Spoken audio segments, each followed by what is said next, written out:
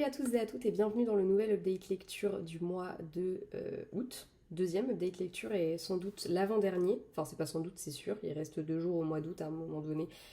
Soyons honnêtes, je ne vais pas lire 15 bouquins d'ici là. Il y aura malgré tout un troisième et dernier update lecture. Je ne sais pas s'il y aura 2 ou 3 livres dedans. Étant en arrêt de travail, j'ai le temps de lire. Étant pas très en forme, je ne suis pas sûre que je vais avoir le temps de lire un deuxième livre d'ici à jeudi. On verra bien. Je vous filme cette vidéo mardi pour qu'elle sorte aujourd'hui, ce mercredi. Donc la veille pour le lendemain, je m'y suis prise très tardivement et je ne suis pas dans une forme olympique, donc j'espère que je vais réussir à être claire dans ce que je dis. Après, globalement, mes soucis n'affectent pas mon cerveau, mais j'avoue que là j'ai un peu la tête qui tourne juste à être active avec de très gros guillemets. C'est pas la forme olympique, mais c'est peut-être aussi parce que j'ai pas beaucoup mangé hier. Ça joue peut-être un tout petit peu aussi. Bref, aujourd'hui j'ai 3 livres à vous présenter, 3 globalement bonnes lectures, mais on va revenir dessus dans un instant. Le premier livre que j'ai lu, il s'agit de The Circle, le tome 2, Feu de Sarah Elvgren et Matt Strandberg aux éditions Pocket. Je vous avais présenté dans le cadre du Pumpkin Autumn Challenge le tome 1 que j'avais enfin lu après au moins 5 ans dans ma pile à lire. Il était plus que temps, c'était un livre qui me tentait beaucoup moins qu'avant le tome 1, puisque quand je l'avais acheté, ouais, j'étais à fond dedans. Mais les choses avaient fait qu'il était un peu tombé en désuétude dans mon esprit. Voilà, et au final j'avais adoré ma lecture, ce qui avait fait que je m'étais précipitée sur le tome 2 et le tome 3 que j'avais acheté, et qui jusque-là patientait bien sagement dans ma bibliothèque. Je me suis enfin attaquée au tome 2 et autant vous dire qu'aussitôt après j'avais envie de lire le tome 3, mais je me le garde pour le Pumpkin Autumn Challenge de cette année, dont on devrait avoir des nouvelles début septembre. J'avoue que j'ai déjà hâte puisque j'avais vraiment adoré participer à ce challenge l'année dernière et que je compte évidemment remettre le couvert pour cette année. Dans la saga The Circle, nous suivons 5 jeunes filles qui sont élues. Elles vont être élues et vont écoper de pouvoirs magiques et leur but est tout simplement d'empêcher l'apocalypse. Voilà. Que les démons veulent amener sur Terre sans trop de surprises. Ça se déroule en Suède, ce qui déjà en soi est plutôt sympa parce que j'ai très peu l'habitude de lire des romans qui se déroulent en Suède. C'est pareil, je crois que les rares films que j'ai vus qui se passaient en Suède, c'était des thrillers. Voilà, donc vraiment je suis très très peu amenée à côtoyer la Suède dans le cadre de mes lectures. Donc déjà c'est toujours plutôt sympa de découvrir d'autres pays parce que c'est vrai qu'en fait je me rends compte qu'en dehors des États-Unis, éventuellement il y a quelques récits que je lis qui se passent en France, parfois un petit peu du côté Angleterre, mais sinon c'est vrai que je reste vraiment toujours dans ce même schéma et dans ces mêmes types de lectures. Voilà, donc là le fait de partir en Suède, je trouve ça plutôt sympa. Et c'est un récit que j'aime beaucoup pour 2 raisons principales. C'est la première, bien tout simplement parce que c'est un peu une Madeleine de Proust. Moi, les histoires de sorcières qui sont élues, qui doivent combattre l'apocalypse, surtout quand c'était des adolescentes, ça me rappelle beaucoup toutes les lectures et toutes les séries que je regardais étant gamine. C'était quelque chose que j'aimais vraiment beaucoup, c'était un schéma que je retrouvais beaucoup. Et ce que j'aime, c'est que ce récit, il est quand même assez sombre et qu'il, pour moi, est plutôt amené à être lu par des adultes plus que par des adolescents, notamment parce que tout ce qui est question adolescente, elles sont très peu abordées dans le récit de manière frontale. On n'est pas sur l'histoire d'amour entre un tel et un tel sous couvert d'apocalypse. On est vraiment sur une histoire un peu plus profonde que ça, un peu plus intéressante à mon sens. En tout cas, c'est plus ce qui me plaît maintenant. Et j'ai aimé autant ce tome 2 que le tome 1. C'est une petite brique et pourtant je trouve qu'il se dévore tout seul. On se laisse complètement prendre au jeu de cette histoire de ces jeunes filles. Dans le tome 1, on avait vécu des choses pas toujours hyper tendres. Clairement, c'est la même chose dans le tome 2. Les auteurs ne font absolument aucun cadeau au lecteur ou aux personnages. Franchement, elles prennent relativement cher. Surtout un personnage, mais je n'en parlerai pas plus, de peur de vous spoiler. Et on est du coup dans la continuité un petit peu du tome 1. Il y a quelques temps qui s'est écoulé entre les 2 tomes, mais voilà, les filles vont voir quelques signes que potentiellement les démons sont encore et toujours là et que voilà, il va se passer pas mal de choses. Ce que j'aime dans le récit, c'est aussi cette manière en fait que vont avoir les auteurs de laisser petit à petit comme ça, en fait de créer des scènes qui paraissent hyper basiques et paraissent pas apporter quelque chose à l'histoire, et au final c'est des scènes qui vont permettre de mettre en avant justement, de créer cet univers, cette ambiance très particulière et de faire monter crescendo un petit peu la pression au fur et à mesure de la lecture. Je trouve que c'est hyper bien foutu et moi ça a marché carrément avec moi. Pareil, je trouve qu'on tourne beaucoup autour d'un personnage et j'ai vraiment aimé voir son évolution, la voir petit à petit vraiment changer du tout au tout. et être prête à beaucoup de choses pour la cause, alors qu'au début, enfin voilà, elle, ça lui passe un peu au-dessus de la tête, elle a pas envie de traîner avec ces gens-là, enfin franchement son pouvoir, elle en a un peu rien à foutre. Et voilà, j'ai vraiment aimé aussi le fait qu'on ait ces personnalités qui sont tellement différentes et qui vont vraiment créer ce cercle, hein, puisque je reprends vraiment bêtement le titre, mais c'est vrai, ce cercle et cette proximité qui va se créer entre elles, c'est hyper intéressant. Et vraiment, pour le coup, c'est une saga qui n'en finit pas de m'étonner parce que je m'attendais vraiment à plus rien, puisque voilà, 5 ans avaient passé depuis que j'avais acheté le tome 1, et je pense que c'était un peu le côté Madeleine de Proust aussi quand je l'avais acheté, qui m'avait fait voilà, le prendre. Et quand je l'avais lu, j'avais été hyper bluffée parce que je m'attendais à rien et j'avais été, mais vraiment, enfin, j'avais adoré ma lecture et là c'est pareil, puis je l'ai vraiment dévoré. Je crois que je me suis enfilé la moitié en une journée, quoi, tellement j'étais à fond dedans. Et encore une fois, ouais, c'est une petite pavasse quand même, quoi. Certes, c'est du poche, mais on a quand même 800 pages, enfin plus de 800 pages, donc voilà. Mais franchement, je ne saurais que trop vous conseiller de découvrir cette histoire parce que moi je la trouve vraiment cool. Et si jamais vous l'avez lu, même si ça remonte à des années, n'hésitez pas à me donner un petit peu votre avis sur cette saga que je compte terminer du coup pour le Pumpkin Autumn Challenge. J'ai hâte et en même temps je suis presque un peu triste d'avance à l'idée de quitter un petit peu ces élus parce que pour le coup vraiment une histoire qui m'a étonnée. Et qui fait qu'après, du coup, j'étais un peu paumée, je savais pas du tout quoi lire. Donc j'ai été tentée de commencer le tome 3. Après, je me suis dit non, allez, je vais lire ça. Donc j'ai commencé, je crois que j'ai commencé le tome 2 de Légende Born, j'ai dû lire un chapitre. Puis après, je me suis dit ouais, non, finalement non. Puis après, j'ai commencé autre chose. Et puis ça m'a fait pareil comme ça. Et j'ai un peu eu un moment où je me suis dit bah merde, je vais faire une panne de lecture ou quoi, c'est quoi ce délire? Et finalement, je me suis rappelé qu'il me restait un Marie Vareille dans ma bibliothèque. Et qu'il était peut-être temps de lire La vie rêvée des chaussettes orphelines, publié chez Charleston. En livre de poche. Marie Vareille est décidément une valeur sûre puisque je crois que c'est le troisième d'elle que je lis cette année et c'est un troisième coup de cœur. Dans La vie rêvée des chaussettes orphelines, nous suivons Alice. Alice qui va bien. Elle va bien, en apparence. Parce qu'en réalité, elle est incapable de dormir sans somnifère. Elle fait des crises d'angoisse. Elle est sous antidépresseurs. Elle a des tocs. Et elle vient de débarquer en France, elle n'a pas de boulot, elle n'a rien du tout, et elle va intégrer une start-up qui a pour projet un peu loufoque de réunir de par le monde les chaussettes orphelines. C'est-à-dire ces chaussettes, vous savez, on perd toujours des chaussettes. On se retrouve avec une paire où il n'y a qu'une seule chaussette, et le but c'est de réunir de par le monde ces chaussettes et de permettre, d'un point de vue écologique, c'est vrai que c'est cool, ça évite qu'on jette toutes nos chaussettes, mais surtout c'est de permettre que ces chaussettes ne soient plus seules. Start-up complètement what the fuck, mais qui va permettre à Alice, mine de rien, de s'ouvrir à des gens et de se rendre compte que finalement, c'est peut-être pas si mal de faire s'écrouler les murs qu'elle a construits autour d'elle. On est sur une histoire qui, moi, d'une certaine manière, m'a fait penser à celle de le dernier roman de Grimaldi, dont j'ai oublié le nom, là, je crois que c'est Une belle vie de mémoire. Parce que dedans, il est beaucoup question de la relation entre les deux sœurs, Alice et Scarlett, puisque on va suivre à la fois Alice désormais, donc maintenant dans son monde maintenant, mais on va aussi suivre le journal intime d'Alice qu'elle écrivait il y a 5 ans je crois à peu près. Et à travers ce journal intime, on va découvrir notamment sa relation avec sa sœur Scarlett. Et cette relation m'a énormément fait penser un petit peu à la relation qu'ont les deux sœurs dans Une belle vie. Et du coup, ça m'a beaucoup touchée, ces deux récits qui m'ont beaucoup touchée. Ce lien entre sœurs, pour moi, il est vraiment au cœur du roman et je l'ai trouvé hyper intense. J'ai adoré découvrir petit à petit ce personnage euh, qui, qui est hyper touchant, qui est plein de vices, mais plein de douceur, qui est plein de problèmes, mais plein de solutions aussi. C'est un personnage qui est hyper touchant et j'ai aimé la voir ériger ses barrières et surtout les voir petit à petit s'effriter au fur et à mesure qu'elle laissait les gens un petit peu l'approcher.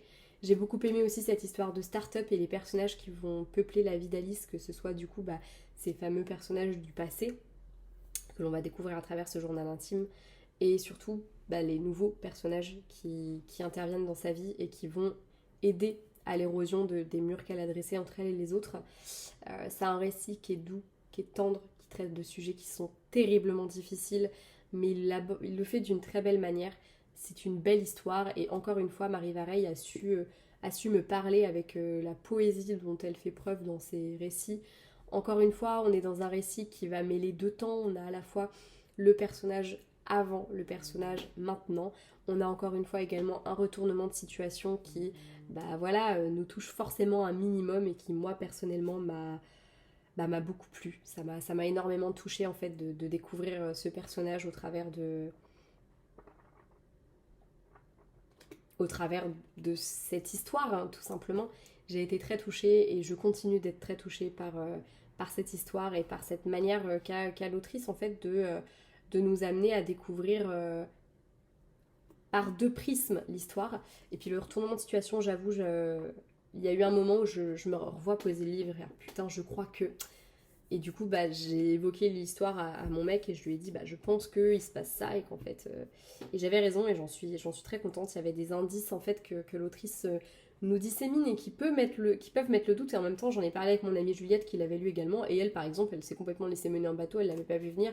Donc est-ce que c'est parce que je m'attendais à un truc et que je gâtais le truc que je l'ai vu ou pas? Mais en tout cas... gros coup de cœur et je vous le conseille du fond du cœur. En fait, je sais même pas comment en parler bien de ce roman. On va dire que c'est parce que je suis malade et que je suis pas trop en forme. Mais je sais même pas comment vous en parler bien et vous donner envie de le lire parce que pour moi, il est juste génial. Il m'a complètement retourné, chamboulé et je saurais même pas vous dire pourquoi parce que juste Marie Vareille, quoi. Voilà, je pense que ça s'explique par l'autrice, par sa plume, par sa façon de raconter les choses et... et j'ai l'impression en fait que par le biais du quotidien de cette femme, elle nous raconte tellement plus que juste le quotidien de cette femme. Et c'est ce qui rend le récit très touchant et qui fait qu'il fonctionne très très bien. Voilà. Après ça, j'ai lu une romance, parce qu'après tout, ne changeons pas une équipe qui gagne. J'ai lu Ces choses qu'on n'oublie pas, de Lucy Score aux éditions Michel Lafon. Je vous l'avais dit, j'avais acheté le tome 1, le tome 2, pardon, dans le book haul précédent et je cherchais du coup le tome 1 pour pouvoir les lire dans l'ordre. Du coup, je l'ai trouvé sur Vinted, je vous en parle dans le book haul très bientôt de toute façon. Et eh bien, je me suis lancée dedans, à peine l'avais-je eu, ne serait-ce que parce que j'avais envie de lire une romance, tout simplement. Voilà, c'est ainsi que j'ai plongé dans l'histoire de Naomi, qui va débarquer dans la petite ville de Nokkemut après avoir fui son mariage. Alors quand je dis fui son mariage, elle n'a pas juste fui son mari, non, non, elle s'est carrément barrée le jour de la cérémonie, abandonnant devant l'autel son époux, enfin son futur époux. Voilà, qui devient son ex. Elle arrive à Nokkemut parce que sa sœur jumelle, la terrible Tina, c'est Tina hein, son nom, ouais c'est ça, c'est Tina, l'a appelée, sauf que là sur place, elle lui vole sa bagnole, elle lui vole tout son pognon et elle se casse, la laissant avec sa jeune fille, donc une fille dont Naomi ignorait complètement l'existence, qui a 11 ans, la petite, comment elle s'appelle déjà la petite puce? Je ne sais plus. Elle a un nom chelou, je crois que c'est Waylay, un truc comme ça, chelou, comme je vous disais. Elle la laisse donc avec une adolescente sur les bras et sans rien pour vivre. Et Naomi va avoir la chance de croiser la route de Knox, qui est un petit peu le bad boy de la ville de Nokkemut, même si en réalité il est plutôt le bienfaiteur de la ville puisque il apporte beaucoup à celle-ci. Et si entre eux c'est électrique dès le début et qu'ils ont un peu tendance à s'envoyer chier tous les 4 matins, en même temps Knox il peut pas les laisser comme ça, Waylay et Naomi, et du coup il va un peu les prendre sous son aile. Peut-être aussi parce qu'il n'est pas complètement indifférent à la belle Naomi. Voilà. Donc on a une histoire d'amour entre deux personnes qui, soyons très honnêtes, ont beau avoir l'air hyper différents, moi je les trouve hyper semblables, ne serait-ce que parce que tous les deux en fait ils ont toujours à cœur de faire plaisir aux autres, de se donner à fond pour les autres, et ça se ressent dès le début. Knox, dès le début, il prend soin de Naomi. Peu importe qu'elle le veuille pas, peu importe qu'elle ait absolument pas envie qu'on s'occupe d'elle, qu'elle ait pas besoin qu'on s'occupe d'elle à l'écouter, en réalité, là, elle est vraiment dans la merde, et même si elle n'ose pas demander de l'aide aux gens, là, en l'occurrence, Knox, il est là pour elle dès le début. Et je pense qu'elle en a besoin plus qu'elle n'ose le dire, en fait, que quelqu'un, pour une fois, s'occupe un peu d'elle et que ce soit pas elle qui s'occupe des autres tout le temps. Voilà. Naomi, j'ai adoré l'avoir endossé ce rôle de mère de substitution pour la gamine. Je trouve que elle, en fait, tu sens que c'est quelqu'un sur qui tu peux compter. Elle débarque là-dedans et puis en fait, il y a la gamine, elle peut pas la laisser comme ça. Vas-y, moi le rôle je le prends. Ta mère elle en veut pas, je le fais.